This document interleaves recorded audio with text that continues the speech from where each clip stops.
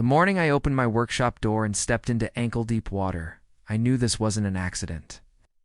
My workshop sat downhill from the fancy HOA neighborhood, and overnight, they had redirected a drainage pipe straight into my property. The excuse was necessary improvements for stormwater management, but I saw through it. This was HOA Karen's handiwork, the president who had been trying for months to push me into joining their little dictatorship. When I refused, suddenly their pipes accidentally overflowed into my land. I didn't just lose tools. Thousands of dollars worth of wood, metal, and electrical equipment was destroyed. When I confronted the HOA, Karen smirked and said, "Well, maybe if you joined, we could help maintain things better." That smug smile lit a fire in me. She thought she could bully me into compliance by flooding me out. She was dead wrong. I went to the county inspector with pictures and video proof. Turns out the HOA had no permit for the drainage system they installed. But instead of stopping, they doubled down, claiming it was community property and they could route water however they pleased. That's when I decided if they wanted water, I'd give them water. I studied the land carefully.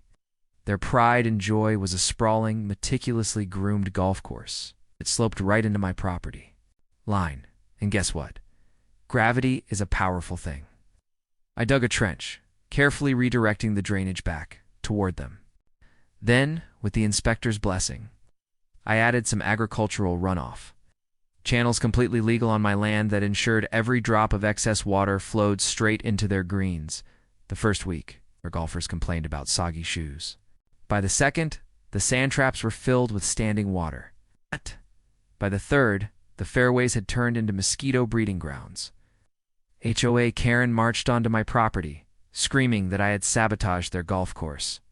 I calmly handed her the inspector's report, which clearly stated their illegal drainage caused the problem and my corrective measures were fully within the law.